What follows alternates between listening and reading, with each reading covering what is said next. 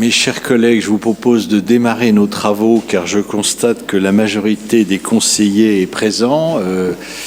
Comme il ne fait pas très chaud, on va aller assez vite, mais il fera meilleur à la fin de la semaine, ce qui me permet de vous remercier chaleureusement et pour avoir chacun d'entre vous, pour la plupart, accepté de présider, de suppléer des présidences de bureaux de vote qui se sont, pour l'élection législative partielle qui s'est déroulée dans le 6e Nord et qui nous vaudra un second tour, comme vous l'avez tous compris, dimanche prochain. Donc je vous remercie par anticipation pour votre participation et mes remerciements s'adressent également à tous ceux et celles qui ont participé à cette élection, c'est-à-dire aux agents, à participer à l'organisation de l'élection, qui s'est déroulée dans de bonnes conditions, en tout cas dans le 6e arrondissement, et notamment les agents de la mairie du 6e arrondissement qui se sont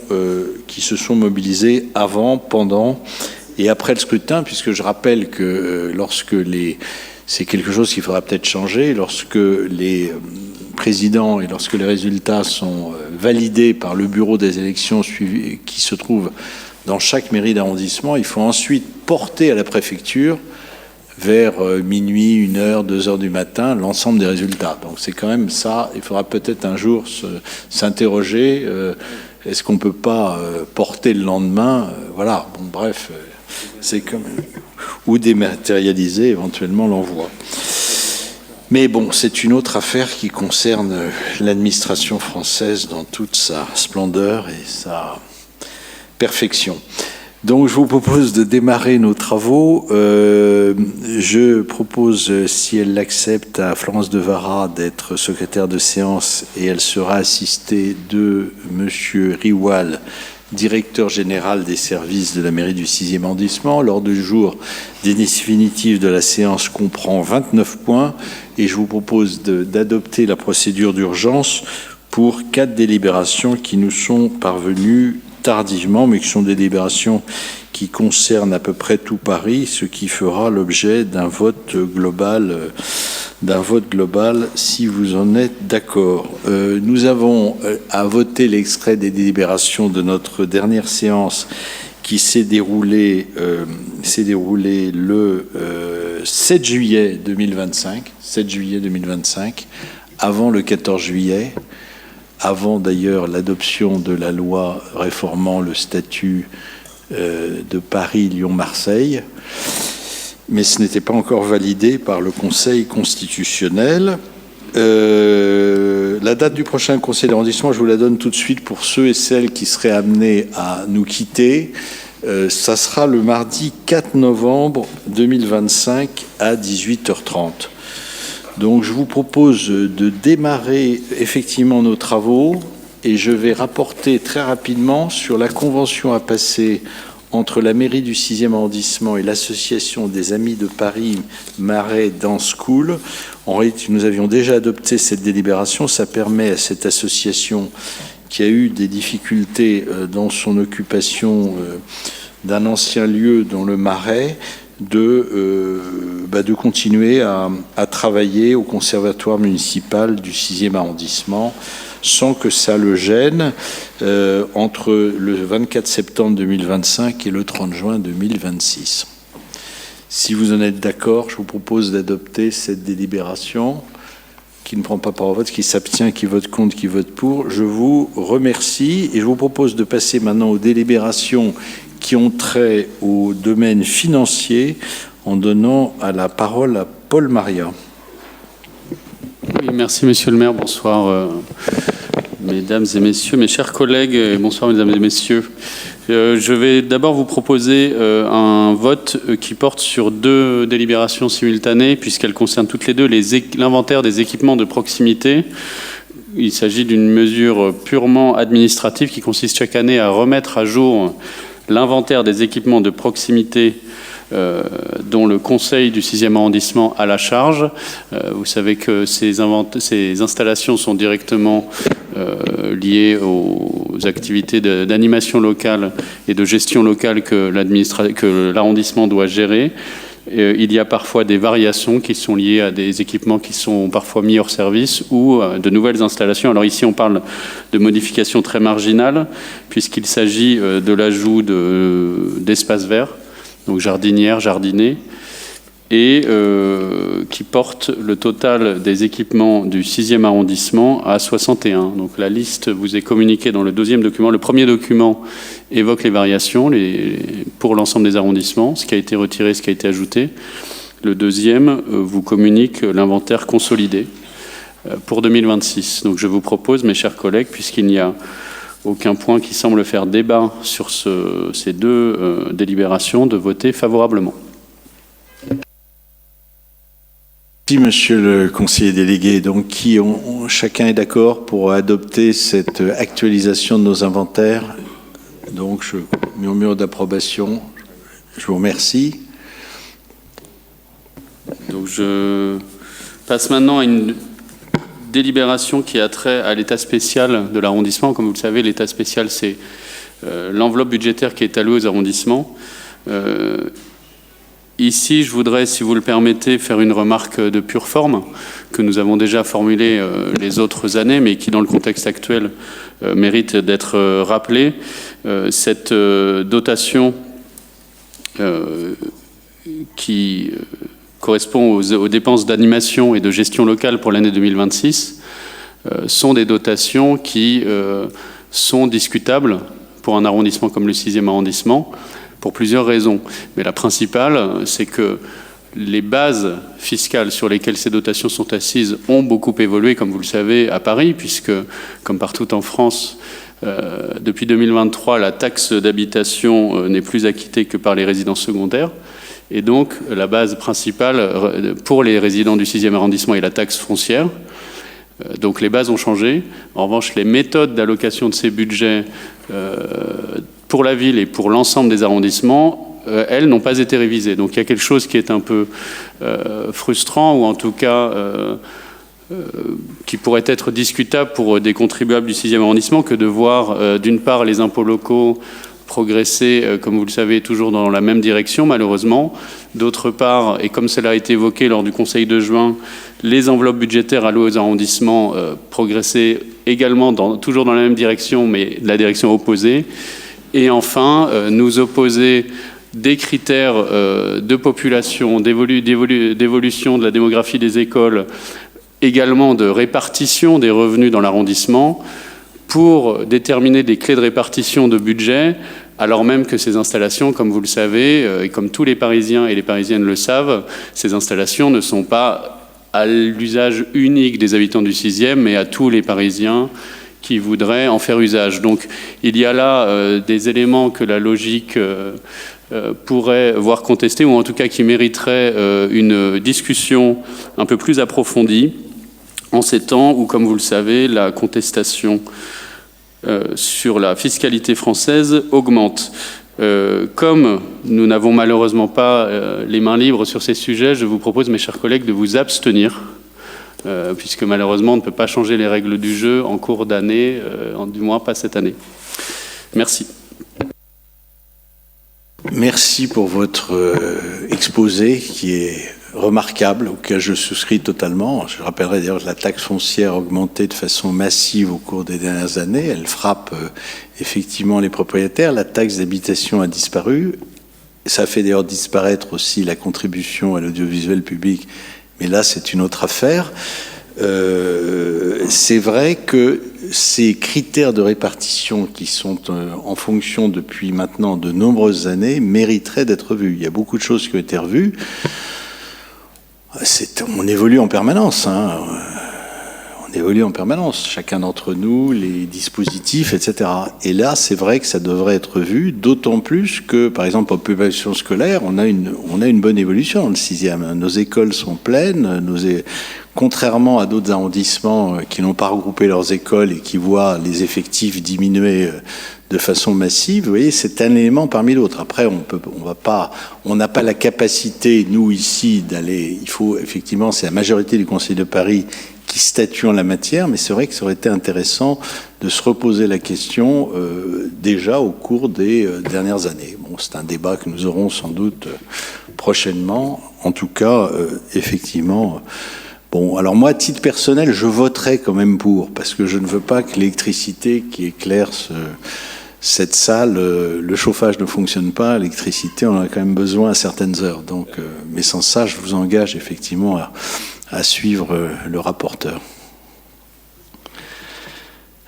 Pas d'autres demandes d'explication, de prise de parole? Non, je vous propose de voter. Je dis, alors pour la DGS qui va bien suivre, alors qui ne prend pas part au vote? Qui s'abstient? Donc vous avez qui vote contre? Monsieur Flaubert, Madame de Vara. Qui vote pour? C'est vous voyez, c'est une combinaison complexe, mais on a l'habitude des combinaisons complexes. Bon, après, pour ceux qui n'auraient pas compris, ça sera de toute façon voté au Conseil de Paris, puisque seule la majorité au Conseil de Paris est déterminante. Voilà, la délibération est adoptée. Je redonne la parole à Paul Maria. Oui, la dernière délibération que je vous propose, que je vous présente ce soir, mes chers collègues, a trait également aux états spéciaux d'arrondissement. Il s'agit là d'une mesure, comme les deux premières, purement technique, qui consiste à approuver l'intégration dans les enveloppes d'arrondissement des équipements spécifiques. Quels sont ces équipements spécifiques? On parle en particulier des piscines, des stades, qui ne sont pas par construction inclus dans les budgets d'arrondissement, mais que on nous demande de reconduire des décisions d'exception, comme ça a été fait l'an dernier, comme ça a été fait, et comme ça a été fait les années précédentes, pour que les frais d'entretien, les frais de rénovation de ces structures, quand elles existent dans les arrondissements, puissent être couvertes par les dotations d'arrondissement correspondantes. Voilà, donc ce sont des équipements qui ne sont pas visés dans la liste que je vous ai présentée il y a quelques minutes. Donc c'est pour ça qu'on a une délibération dédiée. Et donc je vous demande, mes chers collègues, je vous propose de voter favorablement pour l'inclusion de ces équipements non visés par la première documentation qui vous a été fournie. Je ne prends pas part au vote. Qui s'abstient, qui vote contre, qui vote pour? Je vous remercie. Je donne maintenant la parole à Iris Berthomier qui va nous évoquer l'évolution d'un cinéma du quartier latin, même de deux peut-être. Il n'y avait pas les marchés avant. Oui, alors les marchés, c'est pour moi. En réalité, si vous voulez, vous savez qu'il y a un certain nombre de marchés qui sont organisés en deux lots. Deux lots qui sont gérés, les marchés de Paris, 35 et 38 marchés au total, donc 73 sont répartis pour le lot A qui concerne principalement la rive droite, c'est géré par le groupe Ben Sidoun, et le groupe Dadoun gère 38 marchés répartis sur les deux rives, dont ceux du 6e arrondissement. Je vous rappelle que les marchés sont au nombre de 3, enfin plutôt il y a un seul site, le marché Raspail, bien connu des militants des différentes formations politiques. Terre-plein du boulevard Raspail compris entre la rue Dresne et la rue du Cherche-Midi, avec deux marchés hebdomadaires le mardi et le vendredi, marché traditionnel et le marché biologique bien connu qui existe depuis la fin du XXe siècle, depuis les années 95-96, qui avait été créé par le premier maire de Paris, marché biologique, qui se déroule chaque dimanche matin. Donc, il nous est proposé là, compte tenu des règles des marchés publics, c'est une délégation qui fonctionne, qui a une durée de 6 ans, comme nous approchons des élections, c'est bien ça. Il nous est proposé effectivement de proroger jusqu'au 5 juillet 2026 les gestionnaires actuels que j'ai cités, Ben Sidoun et Dadoun, qui sont donc prorogés jusqu'au 5 juillet 2026, qui permettra, quel que soit le résultat des élections, à la nouvelle mairie, la nouvelle municipalité, de relancer l'appel d'offres pour une nouvelle durée de 6 ans. Alors, est-ce qu'il y aura toujours de l'eau? Est-ce qu'il y aura un troisième lot comme ça avait existé par le passé? Bref, en tout cas, le marché du boulevard Raspail, normalement, devrait demeurer. Je l'espère. Donc je vous propose de voter pour cette modification, pour cette prorogation de 6 mois. Qui ne prend pas part au vote, qui s'abstient, qui vote contre, qui vote pour. Je vous remercie pour le marché du boulevard Raspail. Et je donne la parole à Iris Berthemier pour les cinémas. Merci Monsieur le maire, chers collègues, mesdames et messieurs. Donc je vous présente ce soir la délibération qui porte sur l'attribution de 2 subventions à 2 cinémas parisiens qui vont rouvrir tous les 2 pour un montant total de 37 500 €, montant de la subvention. Le premier cinéma concerné est dans le 5e arrondissement. Il s'appelle La Clé Revival, La Clé. Il est sur un modèle associatif et expérimental, je ne vous le détaille pas, simplement à signaler que la billetterie sera à prix libre. Et le cinéma qui nous concerne dans le 6e arrondissement est donc le cinéma qui s'appelait le Silencio des Prés, qui va s'appeler désormais le Saint-Germain-des-Prés. Il est situé derrière la place Saint-Germain-des-Prés. Il n'y a qu'une seule salle dans ce cinéma. Traditionnellement, ce sont plutôt des films art et essai qui sont diffusés, souvent des programmations privées. Voilà, donc le 6e arrondissement bénéficiera de 17 500 € de subvention pour la réouverture de ce cinéma qui est repris par la société Les Films du Losange. Chers collègues, je vous invite à voter favorablement cette délibération.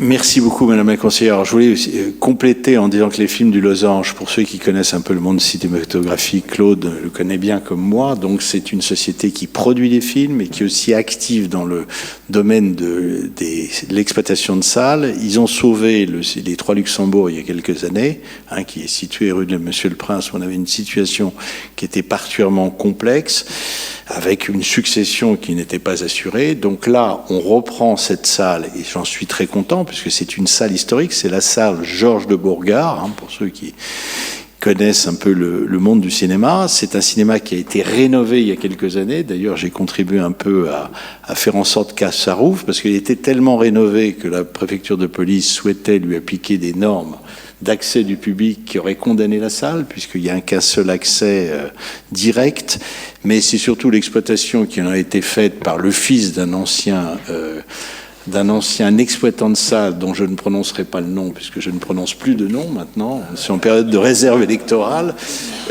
plus de nom, qui a planté, si vous me permettez, planté cette salle en voulant faire cinéma et restauration, et le restaurant comme la salle ont été plantés.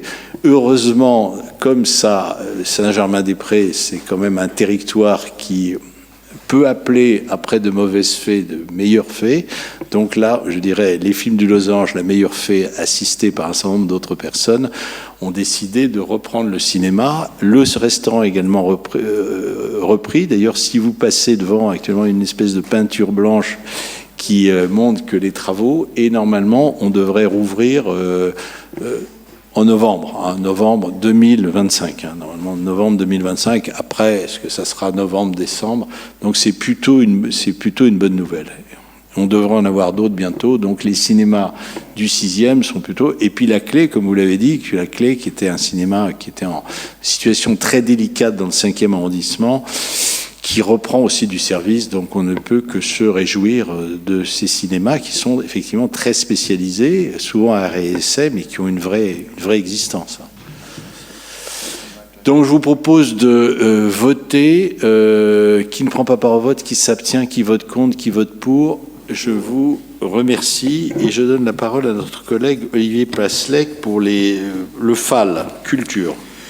Oui, merci Monsieur le maire, mes chers collègues. Comme vous le savez, nous avons maintenant 2 fonds d'animation locale qui nous sont alloués chaque année, un qui concerne la culture et l'autre qui concerne la solidarité. Donc je vais évoquer maintenant celui concernant la culture. Ce FAL est d'un montant de 10 000 € et qui se répartirait ainsi. Donc 5 500 pour le comité des fêtes et d'action culturelle et sociale du 6e, 2 000 € pour le forum 104 et 2 500 € pour un nouvel événement qui va se produire cet hiver et qui concerne la musique sacrée. Donc très rapidement, en ce qui concerne le comité des fêtes, 4 expositions vont bénéficier de cette subvention a posteriori. Une très belle exposition, vous avez peut-être vu les uns et les autres, sur les bouquinistes. Une encore plus belle, si j'ose dire, exposition sur les images de la République qui nous a valu beaucoup de presse et un très bel article. Et un événement nouveau auquel nous sommes associés depuis l'année dernière, qui est le prix Maurice Druon, qui est donc décerné chaque année. Ça, c'est donc la première chose. Ensuite, pour le 104, dont je ne vous rappellerai pas, parce que vous le savez tous, que évidemment, il a abrité en son temps un certain François Mitterrand. Ce Forum 104, réunion des étudiants, crée le festival de théâtre L'Esprit en scène, qui est un projet de grande qualité, qui va durer donc 4 jours, et qui réunira des pièces et des acteurs comme de la Comédie Française de très haut niveau. Et enfin, alors, cette troisième part du FAL sera attribuée à une association qui va présenter 2 magnifiques concerts de musique sacrée à l'église Notre-Dame-des-Champs et à l'église Saint-Germain-des-Prés, avec notamment des chœurs très très réputés. Et cela me rappelle qu'à une certaine époque, effectivement, il y avait un festival de musique sacrée à Paris. Je ne sais pas s'il existe encore dans la forme où nous l'avions créé à l'époque, mais je pense que c'est une bonne chose de revenir à cette musique sacrée, et notamment dans notre 6e arrondissement. Pour toutes ces raisons, je vous demanderai de bien vouloir voter favorablement pour ce montant de 10 000 € pour ces 3 associations, et je vous en remercie. Merci, monsieur le maire. Y a-t-il des demandes de prise de parole? Non, vous êtes tous convaincus de ce bon emploi de ces 10 000 €.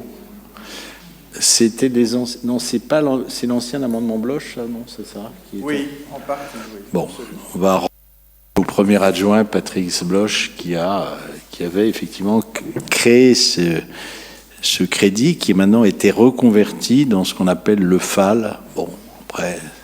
Vous savez qu'on a la passion des sigles, FAL Culture. Vous aurez le FAL Solidarité tout à l'heure. Et je voulais rendre à César, en l'occurrence à Patrice Bloch, la paternité de ces crédits culture. Donc je vous propose de voter. Qui ne prend pas part au vote, qui s'abstient, qui vote contre, qui vote pour. C'est adopté. Et je donne maintenant à 3 reprises la parole à Madame Arielle Bocan sur les affaires scolaires. Monsieur le maire, chers collègues, merci beaucoup. Comme tous les ans, donc en septembre, on nous demande de voter les dotations initiales de fonctionnement de 2026 pour les collèges publics autonomes. La dotation globale est en baisse de 16%, passant de 8 millions à peu près 700 000 à 7 280 000, mais la baisse était encore plus importante l'année dernière. Cette baisse est imputée quand même à la baisse démographique, puisqu'il y a 1267 élèves en moins, et la reprise des fluides par la ville. Cette reprise de fluides sera terminée pour les 85 collèges en 2026, donc on aura moins de décalage. La dotation par élève est identique à l'année dernière, avec un forfait compris entre 47 et 128 €, déterminé par le taux de boursier, l'indice de position sociale et les notes obtenues aux épreuves écrites du brevet en 2022, 2023 et 2024. La dotation totale pour le collège Prévert s'élève à 56 328 €. Je vous demande de bien vouloir voter cette dotation et je vous remercie. On est d'accord sur son exposé, qui est brillant, et cursif, parfait. Donc, nous votons. Donc, favorable. Parfait.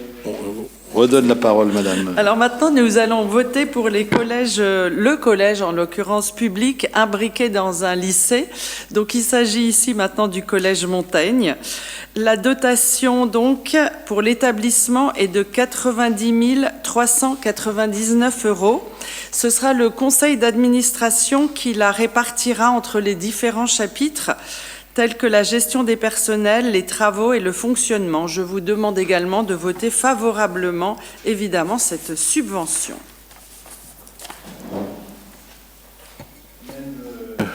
Même vote. Oui. Même vote. C'est adopté. Et alors, enfin, maintenant, nous allons, après avoir voté les dotations de fonctionnement, il s'agit de dotations ici pour les actions éducatives des collèges publics. Nous n'avons pas encore celui pour Montaigne, mais celui pour Prévert est d'un montant de 1 890 €. Bon, c'est pas une énorme somme, mais je vous demande néanmoins de voter favorablement cette dotation qui est calculée effectivement sur la base du nombre d'élèves, le montant du forfait de l'élève et le budget alloué à l'appel à projet des collégiens. Donc c'est surtout par rapport à l'appel à projet des collégiens. Mais une nouvelle fois, je vous demande de voter évidemment favorablement cette dotation. Je vous remercie. Même vote. Oui. Parfait. Mais écoutez, je vous en remercie. Merci, Madame Bocan. Donc, je vais maintenant suppléer la première adjointe qui ne nous a pas rejoint parce qu'elle avait une affaire personnelle à régler. Je vais la suppléer dans les 3 délibérations DFPE. Alors, la DFPE 6, c'est une subvention qui nous est proposée d'attribuer à 7 associations parisiennes pour leur action d'accompagnement des parents à l'ère du numérique dans un certain nombre d'arrondissements et surtout Paris. On nous rappelle qu'en avril 2002, l'APUR, c'est-à-dire l'agence parisienne d'urbanisme, qui est l'organisme conseil de la ville de Paris en matière... Ah bah parfait, je t'en prie, a mené une enquête qui a permis, effectivement, cette enquête menée auprès de 3000 parents, a permis de mettre en lumière le rôle important des parents pour accompagner leurs enfants dans l'ère du numérique. Je te recède la parole peut-être. Oui, effectivement, merci. J'ai eu un impératif de dernière minute.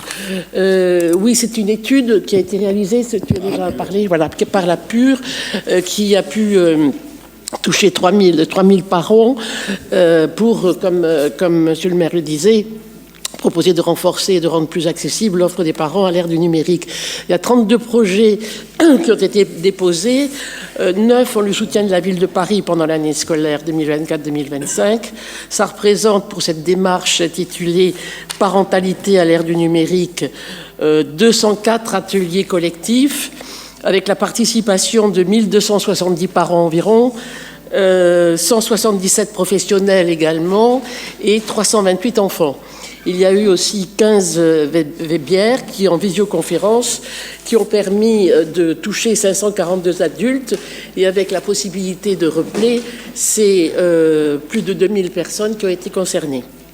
Alors l'idée était d'accompagner les parents effectivement de la découverte et l'utilisation des écrans de leurs enfants, mais également de les avertir sur les dangers de ces écrans.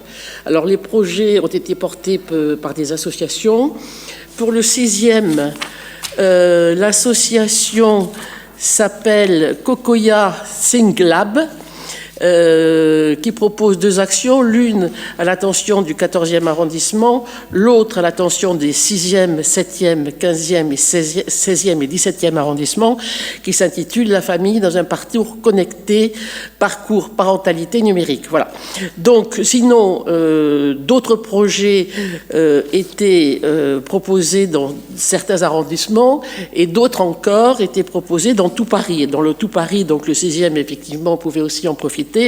Il s'agit de l'association Citea pour son projet Parentalité à l'ère du numérique et l'association WeTechCar pour son projet Accompagner les enfants toujours à l'ère du numérique, bien sûr. Donc le montant de tous ces projets représente une somme de 82 000 € pour lequel il vous est proposé de voter. Je vous fais grâce de la répartition puisque vous l'avez dans vos dossiers. Voilà. Mais c'est 82 000 €. Bon, c'est un sujet d'actualité. Hein. Là, c'est principalement pour aider les parents, effectivement, des parents qui peuvent être en difficulté eux-mêmes à accompagner leurs enfants. Mais chacun sait que c'est vraiment un problème majeur qui amène d'ailleurs un certain nombre d'établissements à prendre des positions à la demande d'ailleurs des différents ministres de l'Éducation nationale. Alors après, il y a des politiques différentes selon les établissements, mais on va évidemment sans doute vers une régulation des outils numériques dont chacun connaît effectivement les faiblesses, mais aussi les tentations. L'association Cocoya, on la connaît bien. Hein. Bon, c'est vrai que le nom peut paraître un peu bizarre, mais c'est comme ça. Et elle intervient depuis de longues années, également à destination des seniors. Et on aura l'occasion de la revoir prochainement, lors de la semaine et le forum des seniors et des aidants qui se déroulera au début du mois d'octobre dans cette mairie comme dans tout Paris. Donc je vous propose de voter favorablement, mes chers collègues. Si vous êtes d'accord, qui ne prend pas part au vote, qui s'abstient, qui vote contre, qui vote pour, c'est adopté. Je redonne la parole à 2 reprises à première adjointe pour ces délibérations traditionnelles pour les associations qui ont des établissements d'accueil de la petite enfance dans le 6e arrondissement.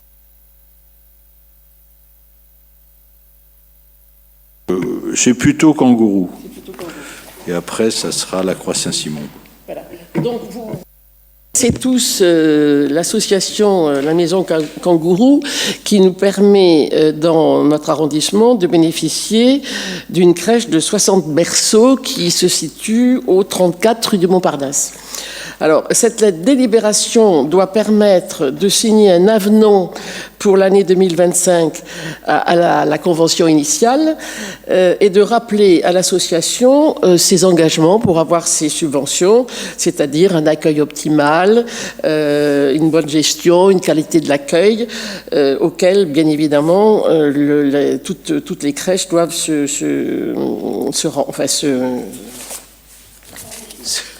soumettre.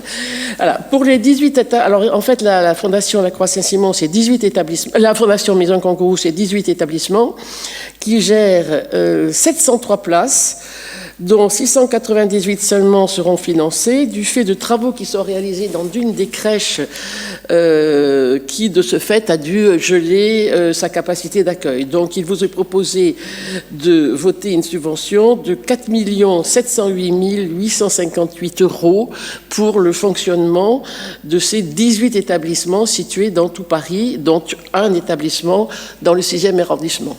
Voilà, donc je vous propose bien évidemment de voter favorablement. Bien sûr, tout en connaissant effectivement le rôle essentiel que jouent les établissements de petite enfance pour l'accueil des enfants, ce qui permet souvent à des couples qui travaillent tous les deux de pouvoir travailler. Ensuite, c'est un rôle fondamental avec toute la problématique que vous connaissez tous, et Chantal et Madame Hervieux le connaissent bien, de faire en sorte que ces métiers qui ont été fragilisés au cours des dernières années et encore plus fragilisés par la crise sanitaire redeviennent attractifs et nous permettent effectivement de remonter à une capacité d'accueil relativement importante, ce qui n'est pas vraiment le cas actuellement, même si quand on se compare, on est plus rassuré d'être dans le 6e arrondissement que dans d'autres arrondissements dont je tairai le nom. Voilà, donc je ne peux que vous inciter à voter favorablement pour la Maison Kangourou. Il faut que le Kangourou ait une capacité d'accueil forte. Voilà. Donc, qui ne prend pas part au vote, qui s'abstient, qui vote contre, qui vote pour, je vous remercie. Et nous passons à l'œuvre de la Croix-Saint-Simon, qui est une association encore plus importante. Merci, monsieur le maire. Oui, effectivement, je confirme bien que il est un petit peu difficile pour toutes les crèches aujourd'hui de se projeter. Et c'est vrai qu'on est un peu frileux lors des commissions d'attribution de places en crèche quand on peut les réaliser, dans la mesure où les directrices ne savent pas si demain elles vont avoir du personnel, s'il va arriver, s'il sera compétent, si on peut compter sur ce personnel qui arrive. Et d'autre part, même si c'est vrai, l'hémorragie s'est arrêtée, il y a encore pas mal de départs d'auxiliaires du puériculture, de crèches qui sont à Paris. Et la principale raison, c'est les problèmes qu'elles rencontrent de problèmes de transport, puisqu'elles habitent pour beaucoup loin de Paris. Mais enfin bon, l'hémorragie a été arrêtée, je dois reconnaître, grâce à la ville de Paris et à toutes les formations qui ont été aussi réalisées, que ce soit prises en charge par la région, la ville de Paris ou même la Croix-Saint-Simon, qui fait des formations maintenant aux auxiliaires du puériculture. Alors la Croix-Saint-Simon, c'est 30 établissements d'accueil de la petite enfance avec une capacité totale de 1582 places et c'est dans le 6e arrondissement 2 ou 3 établissements, je ne sais pas comment les indiquer, puisque c'est la crèche Louis G, la crèche Bethléem, avec son extension dans le jardin du Luxembourg, ce qui représente 3 crèches, même si la crèche du Luxembourg, enfin le multi-accueil du Luxembourg ne peut pas jouer tout son rôle de crèche, puisqu'elle d'abord elle est à l'extérieur et ensuite elle n'a pas la capacité de s'occuper de repas, de linge, etc. Donc il faut qu'elle travaille en binôme avec la crèche Bethléem. Donc il vous est proposé, alors je précise que la crèche Louis G peut accueillir, puisque c'est un multi-accueil et pas une crèche, pardon, elle peut accueillir de 40 à 59 places. En fait, c'est une crèche de 40 places, mais elle peut en accueillir 40 à 59 si les parents ne viennent pas tous les jours. Pour Bethléem, c'est 25 à 39 places, et pour la halte garderie du Luxembourg, c'est 25 à 39 places. Voilà. Donc, pour l'ensemble de ces établissements d'accueil de la petite enfance, il vous est proposé de voter une subvention de 11 915 451 € pour ces 29 établissements et une subvention de 720 335 € pour la crèche Fuligule, qui est un établissement hors forfait puisqu'il a un mode d'accueil particulier. Voilà, donc je vous propose de voter bien évidemment favorablement. Donc, qui ne prend pas part au vote, qui s'abstient, qui vote contre, qui vote pour. Vous voyez, c'est 3 fois plus important, la Croix-Saint-Simon. Hein. Vous voyez que le rapport entre les deux, entre Kangourou et Croix-Saint-Simon, c'est 3 fois plus important comme subvention, parce qu'il y a effectivement plus d'établissements, et c'est bien sûr très important. Ce sont des crèches avalisées, hein. C'est à pas confondre avec les crèches totalement privées qui ont un peu défrayé la chronique au cours. Après, il ne faut jamais jeter le bébé avec l'eau du bain, si vous me permettez ce mauvais jeu de mots et cette mauvaise image. Il y a des crèches privées qui rendent aussi des services, même si on sait que ce sont des établissements où il y a eu malheureusement des faiblesses qui ont été constatées. Vous voulez intervenir, ma chère collègue ? Oui, rapidement, pour saluer déjà le travail de notre collègue Chantal Lambert-Burin sur ce sujet de la petite enfance dans le 6e, accompagnée par la Ville de Paris et la DFPE, et demander si on a eu des nouvelles, un peu au débeauté, puisqu'on parle des crèches privées, de cette crèche La Maison Bleue. On a la chance d'avoir beaucoup de crèches publiques de très bonne qualité dans le 6e, et avec des projets innovants, comme ça a été évoqué, associatifs, avec la crèche du Luxembourg en extérieur. Mais cette crèche, je suis repassée devant encore, donc ça m'a interpellée, La Maison Bleue, rue Saint-André-des-Arts, qui est dans un état, dont la façade est dans un état déplorable. On avait essayé d'y aller avec Madame Lambert-Burin, on nous avait plus ou moins ouvert la porte, alors c'était un petit peu bizarre, donc je ne sais pas si vous avez eu des nouvelles. Est-ce que cette crèche est toujours en activité, parce que ça a l'air complètement fermé, et bon... Je ne vais pas pointer du doigt le groupe La Maison Bleue en particulier, mais si, je vais peut-être le faire, parce qu'il y a eu à nouveau des rapports qui ont montré que ces entreprises de crèches privées, il y a des dérives. Et je pense que si on peut éviter d'avoir ce type d'acteurs, je sais que c'est une politique parisienne, mais si on peut éviter d'avoir ce type d'acteurs privés, d'entreprises de crèches dans le 6e, je pense que les familles s'en porteront encore mieux. Ben, votre vœu est exaucé. Cher ami, puisqu'effectivement, la Maison Bleue a fermé dans le 6e arrondissement. On est arrivé à récupérer des enfants, mais c'est vrai que pour les parents, ça a été quand même brutal, puisqu'on leur a dit du jour au lendemain, alors que même on avait fait des adaptations pour les enfants, on leur a dit, dans 3 mois, on ferme. Donc ça a été un peu compliqué, on a pu en récupérer pas mal, surtout les plus grands, et les bébés c'était un petit peu difficile pour les raisons que vous connaissez tous, c'est-à-dire qu'un bébé est au bras et que de ce fait ça nécessite plus de personnel que quand les enfants sont plus grands. Voilà. Donc la Maison Bleue est fermée et nous avons aujourd'hui donc des crèches de qualité dans l'arrondissement, et que des crèches de qualité. Merci. Oui, merci. Je me permets d'intervenir tout de même sur un point. Mes enfants ne sont plus en crèche. Et d'ailleurs, mes enfants n'ont jamais été en crèche publique. Dans le 6e arrondissement, j'ai toujours habité dans le 6e depuis un certain nombre d'années. Je suis un peu étonné, en fait, Madame Hervieux. Cette charge contre les crèches privées, aujourd'hui, quelle est la proportion des enfants, des bébés, des berceaux, comme on dit, qui sont assurés par le privé ? Premièrement. Deuxièmement, quel est le nombre des berceaux et des places qui ne sont pas pourvues parce qu'on n'a pas de puéricultrice.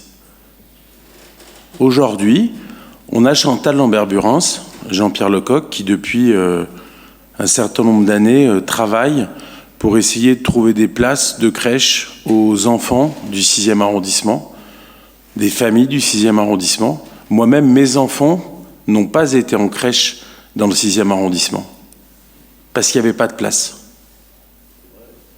Voilà. Et ça, c'est un élu qui le dit, qui est, voilà, mes enfants, voilà, n'ont jamais été en crèche dans le 6e arrondissement. Et donc, d'une part, bien sûr qu'il peut y avoir des perfections dans les crèches privées, mais je pense qu'on a de façon extrêmement importante besoin de berceaux privés, premièrement. Et deuxièmement, je pense qu'il y a une déficience depuis 25 ans que le socialisme est au pouvoir à la mairie de Paris sur le nombre de places de crèche et sur l'organisation, notamment des places de crèche. Et quand je parle à des parents qui me disent « je ne peux pas mettre mes enfants dans des places de crèche si on n'a pas de place », et c'est pour tous les milieux. Ce sont des gens qui ont des moyens. Je pense que j'ai des moyens et que donc mes enfants ne sont pas allés en place de crèche parce que j'avais d'autres moyens.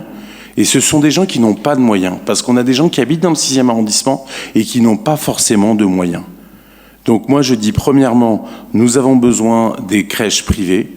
Deuxièmement, il y a une déficience des crèches publiques parce qu'on a du personnel d'une excellente qualité, avec des normes, avec un processus, avec des gens qui sont extrêmement dévoués pour en avoir parlé, et enfin avec voilà. Je pense qu'on a des gens de grande qualité, mais qu'on manque cruellement de puéricultrices, et que ce manque cruel de puéricultrices, ça fait 25 ans que ce manque augmente, et que la gestion actuelle de la mairie de Paris a conduit à cette grande pénurie. Merci, mon cher collègue. Alors, je crois que Mme Hervieux va vous répondre. Après, bon, on ne va pas entamer un débat parce qu'il ne fait pas très chaud dans cette salle, même si vous êtes tous couverts, mais ça méritait d'être dit. Ce que je dirais simplement, c'est que Charles Flaubert a raison, et vous voyez, je prends un tout petit peu plus de hauteur. Il faut se méfier dans ce monde médiatique excessif à partir de généraliser des déviations qui peuvent intervenir. C'est-à-dire qu'il y a eu, et vous voyez, je prends deux exemples. Il y a eu un livre très dur sur les EHPAD, il y a 2 ou 3 ans. On a montré, effectivement, dans un EHPAD d'une grande société où il y avait d'ailleurs une personnalité connue, en l'occurrence une grande actrice de théâtre, Françoise Dorin, un EHPAD où on payait très situé à Boulogne de mémoire, ou Neuilly, je ne me rappelle plus, où la place d'EHPAD était d'ailleurs excessivement chère. On s'est aperçu que cette personne avait été sous-traitée, maltraitée, on ne s'était pas occupé d'elle suffisamment, à la stupéfaction de sa famille et de ses proches. Et on a jeté un peu, en quelque sorte, l'opprobre sur un certain nombre d'EHPAD. Or, on a besoin d'EHPAD, évidemment, mais tous les EHPAD ne sont pas comparables. Vous avez des EHPAD associatifs, vous avez des EHPAD mutualistes, vous avez aussi des EHPAD privés qui font leur travail, même si chacun sait que ce qu'on appelle le 5e âge est sous-financé depuis des années. Et ça, je dirais, depuis 20 ou 25 ans. Et là, en matière de crèche, on a trouvé effectivement, dans des crèches privées, effectivement des situations qui n'étaient pas acceptables. On ne peut pas jeter, si vous voulez, l'opprobre sur toutes les crèches privées dont on a besoin, et Charles Flaubert a eu raison de le rappeler. Après, le secteur des puéricultrices est effectivement un secteur qui est... c'est un métier difficile, et à Paris, effectivement, la hausse du coût de l'immobilier que l'on observe depuis 20 ou 25 ans a fait que nombre de nos puéricultrices habitent loin, et que, effectivement, comme elles habitent loin, à partir du moment où on crée des crèches dans leur commune de résidence, elles ont tendance à abandonner le territoire parisien. Ça date pas d'hier, ça date effectivement de longtemps, et peut-être qu'on n'a pas suffisamment, effectivement, on n'a pas anticipé la chose. On est dans un pays où on n'anticipe plus les choses. On n'anticipe plus les choses.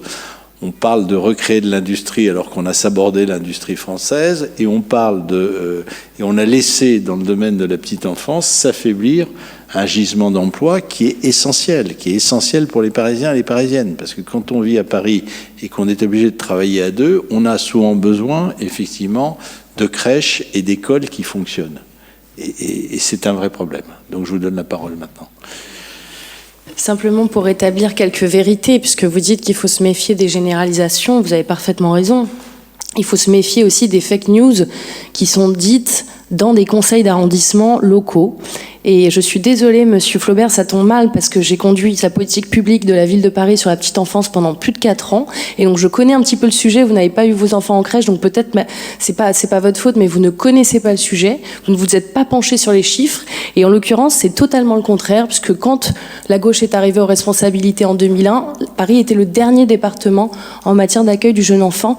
Aujourd'hui, après 25 ans de politique que vous dites socialiste, que moi je qualifie de progressiste et d'attaché justement à la qualité de la façon dont les enfants grandissent dans Paris, eh bien nous sommes aujourd'hui le premier département en matière d'accueil du jeune enfant, qui fait que 8 enfants sur 10 à Paris ont accès à un mode de garde. Ça, c'est la théorie.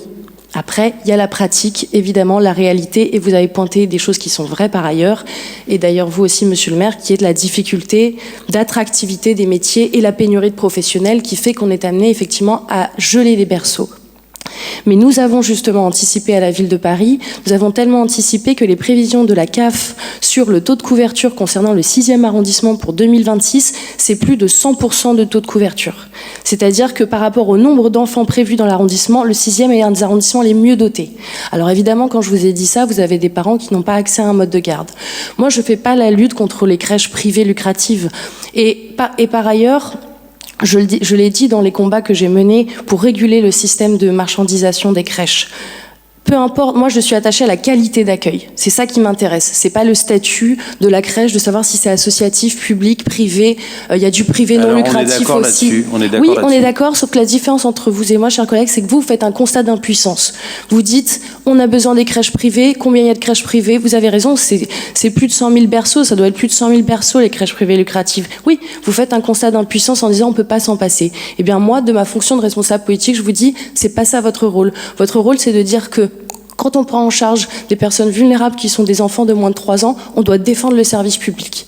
Et on doit défendre les intérêts des familles, des enfants, des professionnels, avant les intérêts particuliers de ceux qui veulent profiter et investir parce qu'ils considèrent que c'est un investissement rentable et juteux que d'investir dans la petite enfance en France. Donc oui, on ne peut pas se passer du privé lucratif aujourd'hui, mais je pense qu'on doit trouver un chemin pour défendre le service public et le privé non lucratif. C'est ça l'objectif en tant que responsable politique qu'on doit poursuivre. Merci infiniment de votre réponse. On va pas, chacun s'est exprimé. Alors, service public, ça doit être aussi, c'est le service du public. Hein. Faut pas oublier, parce que quelquefois certaines personnes confondent service public et service du public, notamment dans d'autres domaines, mais on va pas élargir la chose. Donc après, effectivement, nous, par exemple, avec Chantal, on a créé Louise Mariget et Maison Congourou, dont on a parlé. Ces 2 crèches, ça représente 100 berceaux qu'on a créés. On a créé parce que j'ai obtenu des opérateurs immobiliers qui créent des crèches. Et en 2018-2019, on avait une capacité qui était totale. Et ensuite, on a vu cette capacité d'accueil réduite par l'affaiblissement du métier de la petite enfance, qui est général sur Paris, mais qui est quand même fort. Après, on ne l'a pas signalé, Maison Congourou a mis sa terre, mais en revanche, on a les petits chaperons rouges qui sont rue Madame. Il y a 2 crèches qui sont rue Madame et qui, elles, ont l'air, je suis prudent, de bien fonctionner. Le premier petit chaperon rouge a été implanté dans une ancienne trésorerie d'impôts, donc on a plaisir à y aller, ce qui était moins le cas avant. Et le deuxième petit chaperon rouge a été implanté dans un ancien office notarial. On est au sommet de la rue Madame. Voilà. Donc, en tout cas, travaillons tous à l'accueil de nos enfants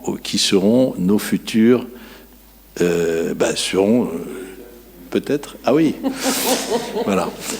Donc, est-ce qu'on a adopté non. Non, c'est fait. Parfait. Nous continuons. On n'a pas voté. On n'a pas voté. On n'a pas voté. Pourquoi alors? On n'a pas voté. Si, Croix-Saint-Simon, on a voté. Allez, on vote. Maintenant, mes chers collègues, je vous propose de poursuivre nos travaux et je donne à notre collègue Séverine de Comprignac la charge de rapporter sur une délibération la DLH 241. Alors, c'est qui est de la réalisation rue Visconti, en face de la crèche de la rue Visconti d'ailleurs, une opération d'acquisition-amélioration d'un logement PLAI. Donc en fait, la mairie de la ville de Paris a vendu en fin d'année dernière un logement 2 pièces à la société Aximo, à qui désormais la ville de Paris va donner une subvention de 42 000 euros. C'est ce qu'on nous demande d'approuver ce soir, sachant que on garantit également tous les emprunts de la société pour cette opération. Alors, on est donc rue Visconti, une très belle rue du 6e arrondissement, comme vous le savez. 42 mètres carrés, vendus 145 000 euros. Moi, j'aimerais bien pouvoir acquérir un logement à ce prix-là, j'avoue. C'est-à-dire qu'on perd... si les prix sont très bas, on perd 300 000 euros rien que sur la vente. Et en plus, donc on fait une subvention de 42 000 euros. La ville de Paris souhaite qu'on fasse une subvention de 42 000 euros, sachant que la société Aximo, donc qui va réaliser le PLAI, va faire 26 000 euros de travaux en plus, non compris, et ça je ne comprends pas, parce que le T2, c'est donc un T2 de 42 mètres carrés, qui est un fond de cour, où il y a un petit bâtiment d'un étage, donc c'est le premier étage qui est donc sous les toits. Donc non compris tout ce qui est transformation thermique, énergétique, rénovation énergétique du bâtiment, qui interviendra plus tard. Donc c'est pas dit. Donc ça veut dire qu'ils vont avoir très chaud, ils vont avoir très froid. On est en logement occupé. Donc on continue, si on reprend le même débat qu'on avait eu au Conseil du printemps dernier.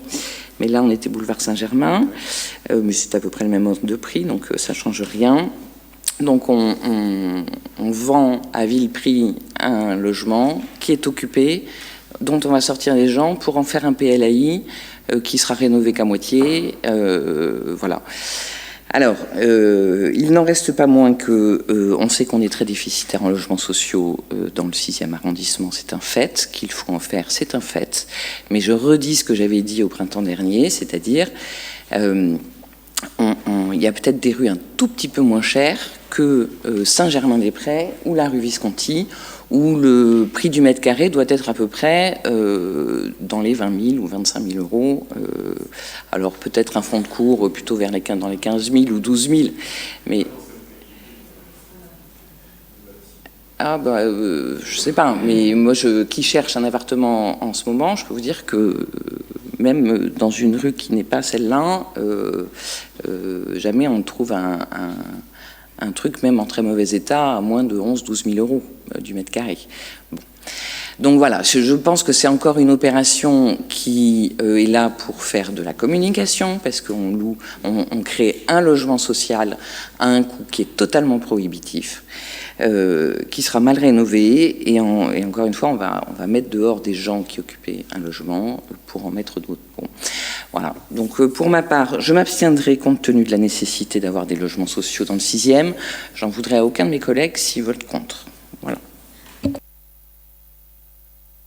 Mes chers collègues, oui, c'est vrai que d'ailleurs, je connais bien les lieux, puisque le 16 rue Visconti est un immeuble qui abritait d'ailleurs des permanences politiques. Je ne sais pas d'ailleurs la permanence du Parti socialiste, ou est-ce si elle est toujours active au 16 rue Visconti. Elle était sur l'avant de l'immeuble. M. Comet va nous répondre. Non, nous l'avons quitté en 2016. D'accord. Et je ne me rappelle plus ce qu'il y a à la place.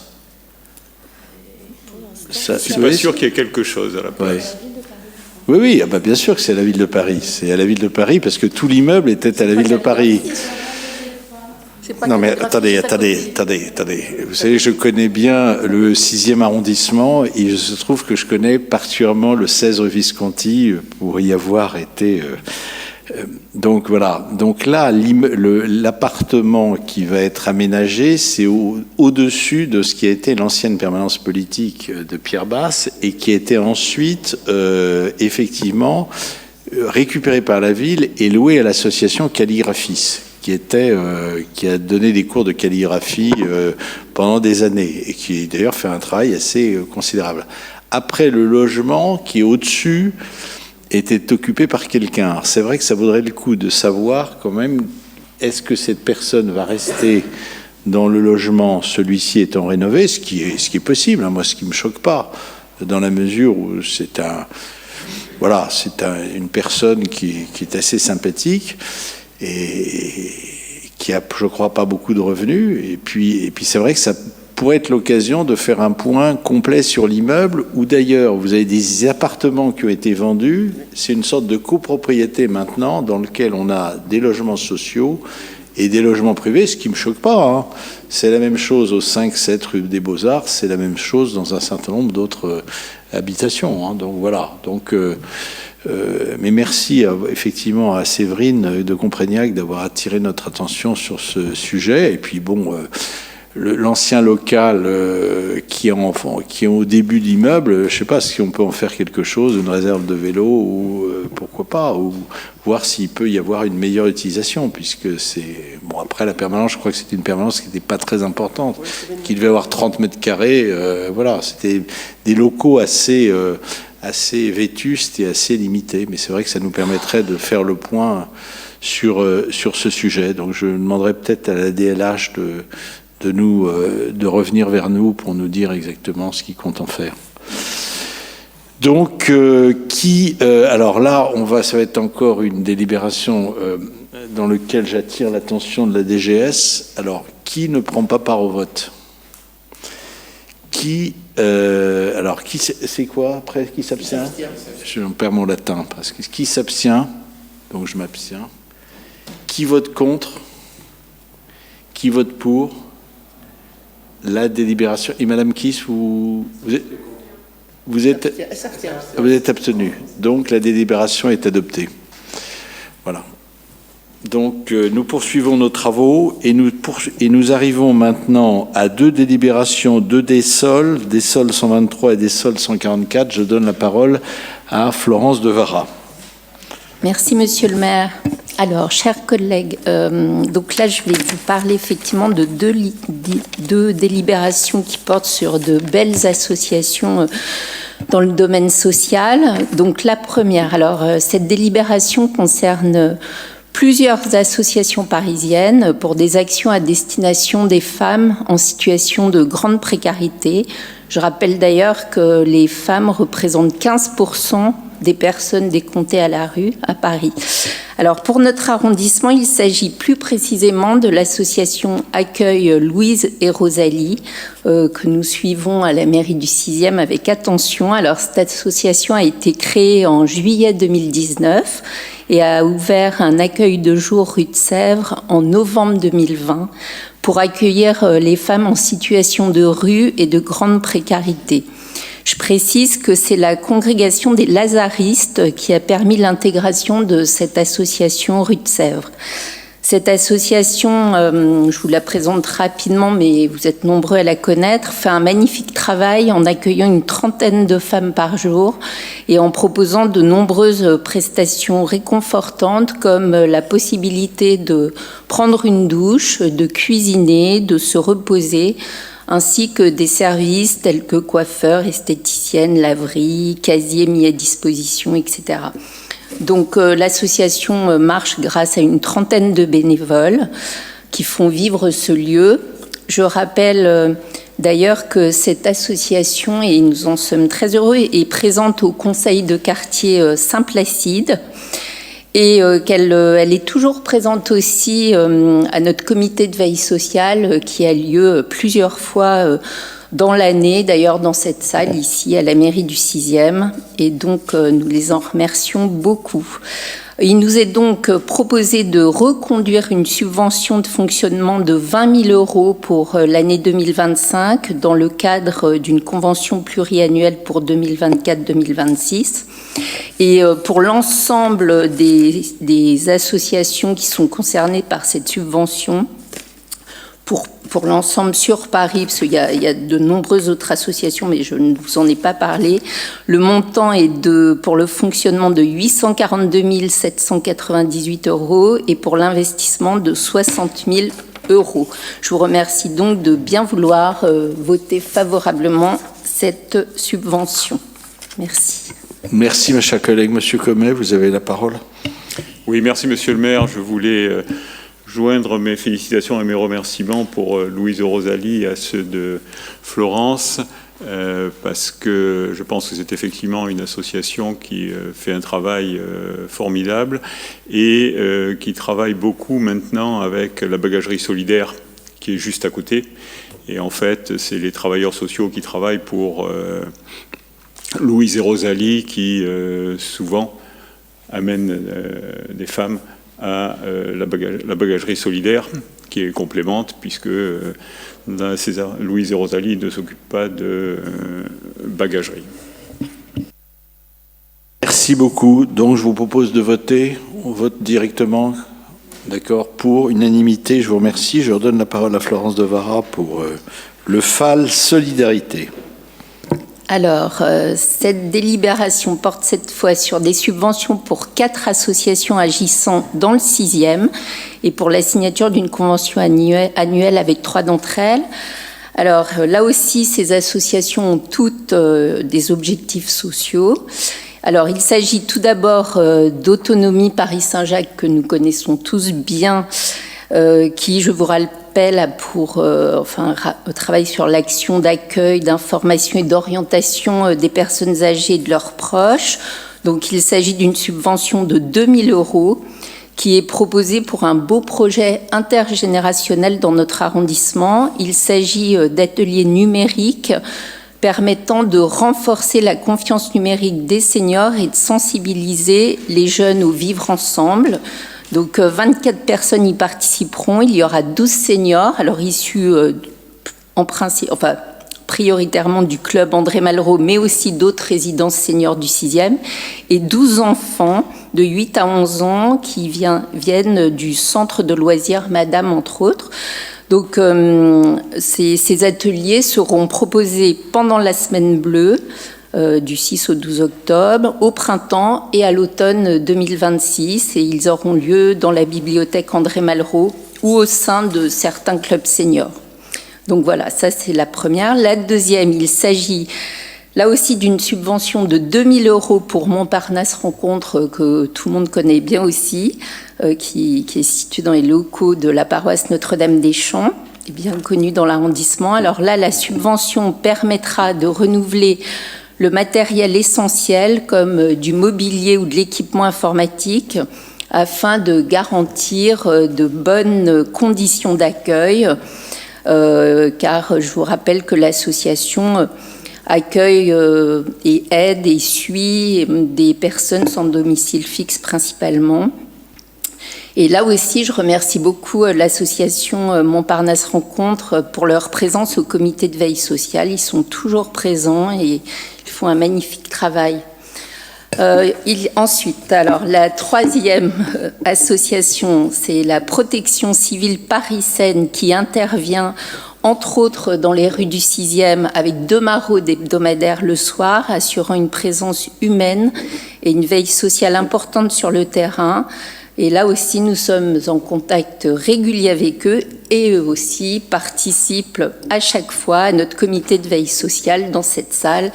Donc, je les remercie aussi. Et la subvention les concernant s'élève à 500 euros. Et pour finir, alors là, je suis très rapide parce que c'est l'association dont tu as parlé, Chantal, tout à l'heure, Cocoya Synclab, voilà, qui donc là aussi, alors c'est une subvention de 2 000 euros. qui concerne un projet qui s'adresse aux familles d'élèves scolarisés en école élémentaire du 6e arrondissement. Alors, je n'ai pas très bien compris, parce que dans le dossier, on me dit que c'est la rue Madame, mais d'après nos informations auprès des directeurs, c'est plutôt l'école Littré. Bon, bref. Enfin, voilà. En tout cas, ce projet vise à renforcer la capacité des familles à assurer la sécurité en ligne des jeunes et donc de permettre aux parents de mieux protéger leurs enfants face aux risques numériques. Donc, c'est surtout proposé aux parents. Et voilà, j'en profite aussi pour remercier toutes ces associations et surtout tous les bénévoles qui travaillent dans ces associations, parce qu'ils font un travail énorme. Et toutes ces associations ont besoin de bénévoles. Je le dis encore parce que pendant le forum des associations, toutes les associations ont insisté sur ce fait, donc j'en profite pour dire que les bénévoles sont les bienvenus. Je vous invite donc bien évidemment à voter favorablement ces subventions et la signature des conventions annuelles pour 3 d'entre elles. Je vous remercie. Merci, ma chère collègue. J'insiste effectivement sur ce qu'a dit Florence. Effectivement, quand vous rencontrez des gens qui veulent aider des associations, il faut les diriger vers les associations existantes. Il y a quelques années, vous aviez beaucoup de gens qui voulaient créer une association, pour des buts variés, qui demandaient en général une subvention. L'argent public est plus rare. Et surtout, nos associations, les associations en général, d'ailleurs, qu'il s'agisse des grandes associations comme la Croix-Rouge, les Petits Frères des Pauvres, Emmaüs, ont été terriblement fragilisées par les conséquences de la crise sanitaire, par la reconversion d'un certain nombre de personnes, par le départ, etc. Donc il faut les diriger vers les associations existantes, qu'elles soient nationales ou propres à nos arrondissements. Ça, il ne faut pas hésiter maintenant.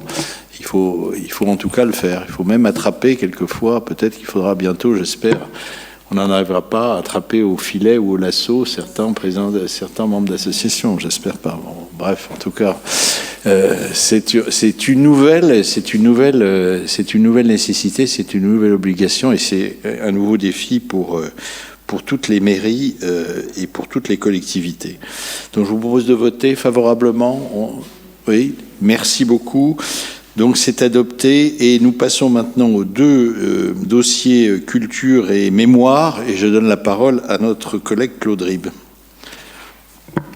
Merci Monsieur le maire, mes chers collègues, mesdames et messieurs. Je ne sais pas si un bon poète est plus utile à l'État qu'un bon joueur de quilles, selon la formule consacrée qui nous a fait transpirer quand on était au collège. Peut-être que c'est encore ce qu'on demande aux jeunes esprits, mais ce qui est sûr, c'est que la poésie est utile à la culture, que la culture est utile aux Français et aux Parisiens.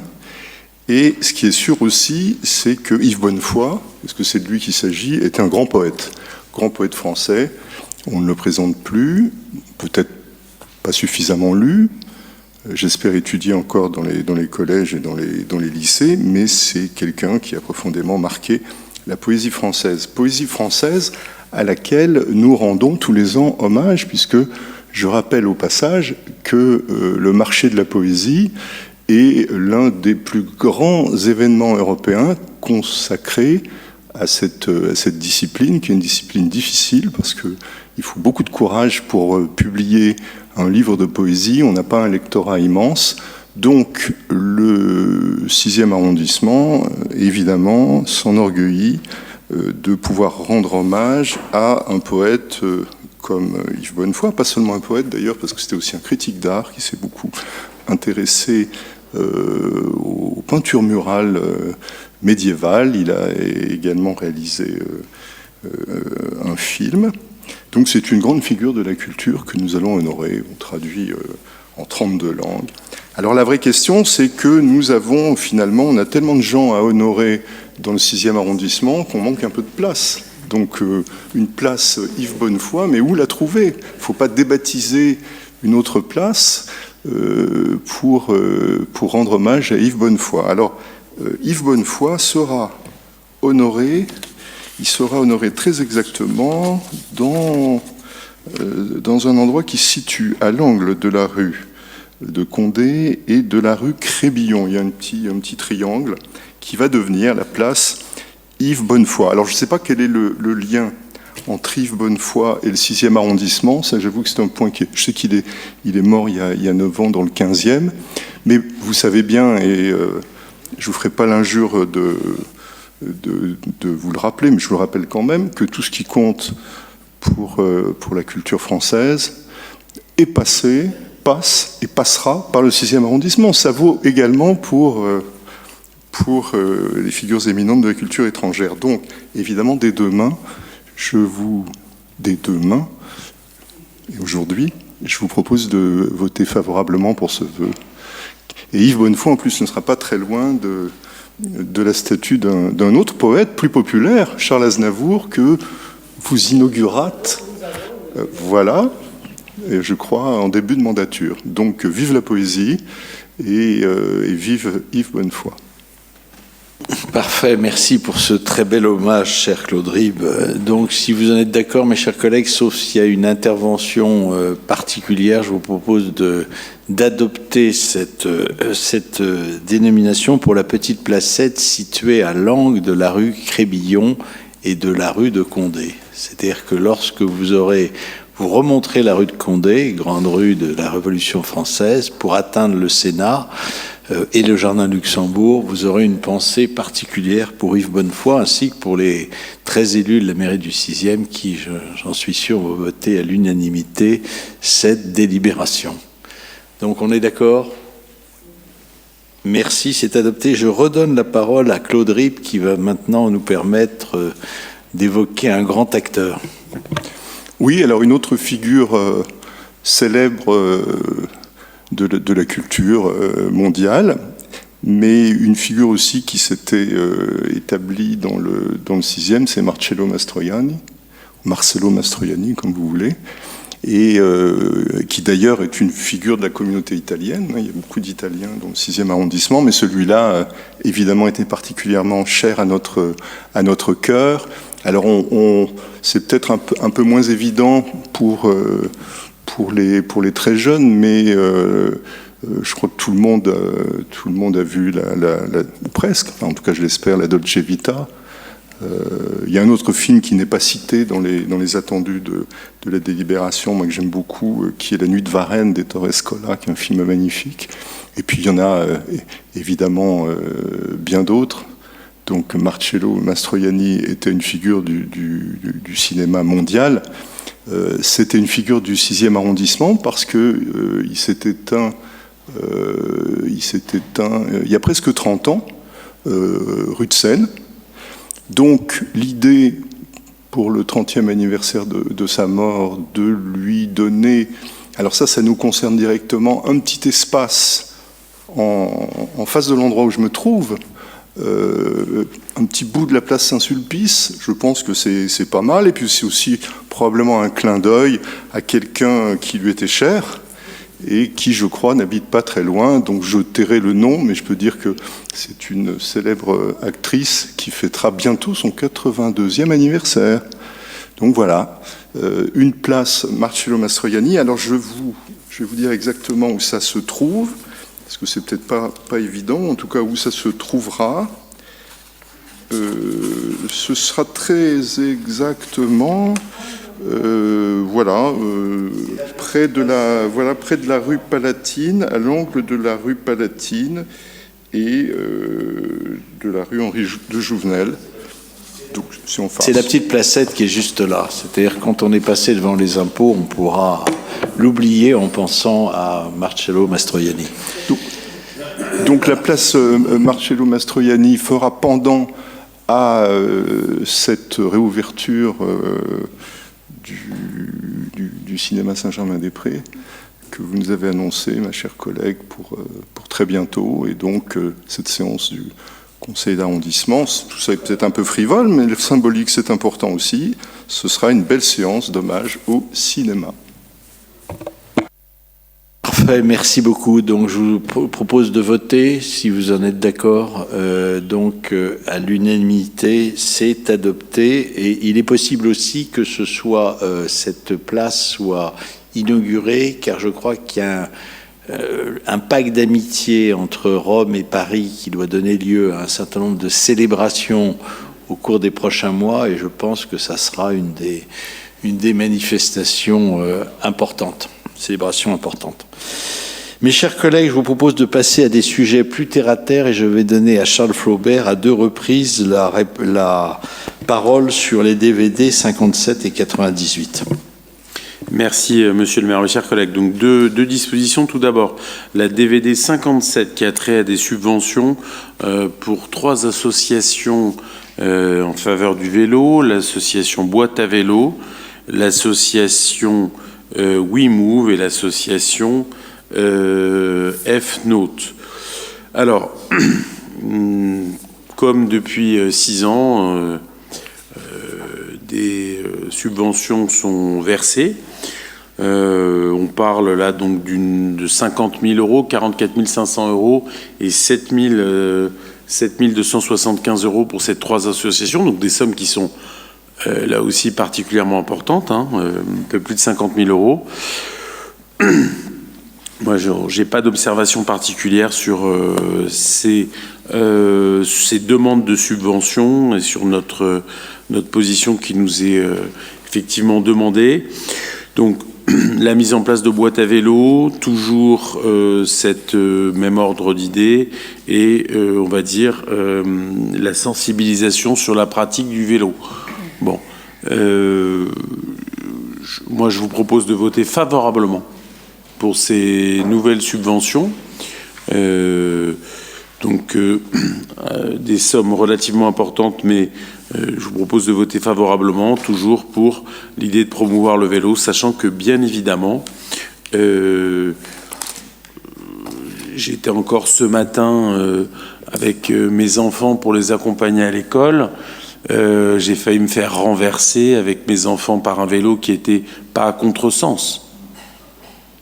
Puisqu'il n'y a plus de contresens maintenant pour les vélos, toutes les rues sont à double sens pour les vélos, donc une attention particulière qui est apportée, mais le vélo est un mode de déplacement qui est souhaité et qui est utilisé par votre serviteur et par beaucoup de membres de ce conseil, bien évidemment, donc on y est favorable, mais tout de même, pensons à tous les habitants de Paris, du 6e arrondissement. Donc voilà, un avis favorable qui est proposé pour cette demande de subvention d'un peu moins de 50 000 euros. Parfait. Il n'y a pas de demande de prise de parole. Qui est pour, qui est contre, qui s'abstient, qui ne part pas au vote, qui est contre, qui est pour. Je vous remercie. Je redonne la parole à Monsieur Flaubert. Merci. Merci, Monsieur le maire. Donc, mes chers collègues, alors, la DVD 98, donc, un projet de délibération qui est particulièrement court, en tous les cas sur sa présentation, mais qui est tout de même assez important, puisque Monsieur Béliard, personnellement, nous demande en réalité de favoriser l'activité des entreprises.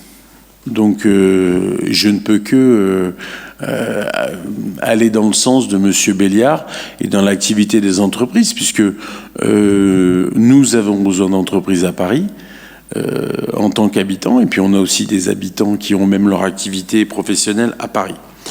En réalité, cette disposition donc a trait à, on va dire, en essayant d'être court comme cette délibération, le stationnement de surface et donc un écosystème favorable à l'activité,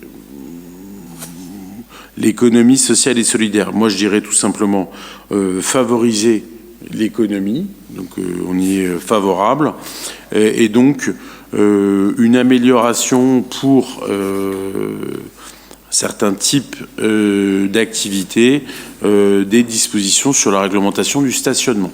Donc moi, j'ai envie de dire, j'aurais envie d'appliquer cette réglementation sur stationnement à encore plus de gens, mais bien évidemment, on y est favorable. Donc l'économie sociale et solidaire, et de toute façon l'économie, parce qu'elle est avant tout, c'était l'économie, c'est quelque chose de positif, et donc je vous propose là aussi de voter favorablement à cette disposition proposée par Monsieur Béliard. Merci, mon cher collègue. Je donne la parole à Séverine de Comprégnac. Une demi-seconde, monsieur le maire, merci. Simplement pour dire, je ne sais plus combien de délibérations on a passé pour retirer une catégorie ou une autre de personnes des tarifs de stationnement parisien. Ils ont tellement augmenté qu'en fait, plus personne ne peut les payer. Donc, si on veut que les kinés, que les médecins, que les personnels aidants, que l'économie sociale et solidaire, mais c'est pas toute l'économie, c'est que l'économie sociale et solidaire. Bref, on aurait mieux fait de ne pas augmenter les tarifs, que tout le monde continue à payer, et à mon avis, ça rapporterait plus. Non, mais tout à fait. On doit être à combien 4e, 5e délibération. On a été trop loin dans ce qu'on peut appeler peut-être même une répression du stationnement, un système, vous connaissez tous les voitures qui passent et qui ont tendance à immatriculer à photographier les plaques d'immatriculation, si bien que certaines entreprises maintenant n'hésitent pas à cacher leurs plaques d'immatriculation pour ne pas être en quelque sorte... Il ne faut pas faire. Non, mais je décris la situation. Il arrive même, j'ai un monsieur qui m'a envoyé une protestation parce qu'effectivement, vous avez même des gens qui sont verbalisés par la voiture qui passe alors qu'ils sont en train de payer le stationnement. Puisque si vous passez, ça c'est arrivé. Donc ça, c'est vrai que c'est un vrai sujet qu'il faudra revoir et dont il faudra débattre dans les prochains mois. Donc, mais néanmoins, compte tenu du plaidoyer ardent de Charles Flaubert en faveur de l'économie, et notamment l'économie sociale et solidaire, je vous invite à voter favorablement. Donc, qui ne prend pas par vote, qui s'abstient, qui vote contre, qui vote pour, je vous remercie. Je vous propose maintenant un vote global d'approbation sur les délibérations qui n'ont pas été soumises au vote. Et puis au titre des affaires diverses, je voulais vous annoncer une très bonne chose, c'est que nous avons longtemps parlé, mes chers collègues, de l'Académie de la Grande Chaumière, qui se trouve située dans le 6e arrondissement, comme vous le savez, rue de la Grande Chaumière. Et j'ai été informé, et je crois que vous avez dû l'être aussi, ma chère collègue, vous avez dû recevoir un courrier de la ministre de la Culture informant que le propriétaire des lieux, M. Garez, avait accepté que cette Académie de la Grande Chaumière, ces bâtiments dont il est propriétaire et qui ne peuvent pas être confondus avec d'autres bâtiments qui sont derrière, d'autres lots. Parce que vous savez qu'il y avait un article du Monde qui avait un peu confondu deux lots immobiliers différents. Donc sera inscrit au titre des monuments historiques. Ce qui veut dire que lorsque les travaux auront été réalisés, c'est ce bâtiment emblématique du Montparnasse des années de la fin du XIXe siècle et du début du XXe siècle sera inscrit au titre des monuments historiques. Et c'est une bonne chose. Et je voulais signaler qu'en réalité, c'était une affaire que nous avions entamée il y a longtemps. Il y a eu un rapport favorable pas de la conservation des affaires culturelles, mais la direction régionale des affaires culturelles, et la rapporteuse était Madame Agnès Chauvin, mais que l'affaire, on avait découvert que l'affaire n'avait pas été au bout, vraisemblablement stoppée par la crise sanitaire, là encore, que l'affaire n'avait pas été jusqu'au bout, et là, le propriétaire a accepté que ce soit inscrit au titre des monuments historiques. Donc c'est une très bonne nouvelle, ce qui veut dire que si un jour il n'était plus le propriétaire, le bâtiment resterait inscrit. Donc vous voyez, c'est une très bonne nouvelle pour le 6e arrondissement et pour Montparnasse, qui, comme vous le savez, conserve peu d'exemples de lieux culturels qui ont été aussi forts pour tous les artistes de Montparnasse. Et je voulais vous en faire savoir et vous en remercier collectivement, puisque nous nous étions tous intéressés à ces lieux. Voilà ce que je voulais vous dire.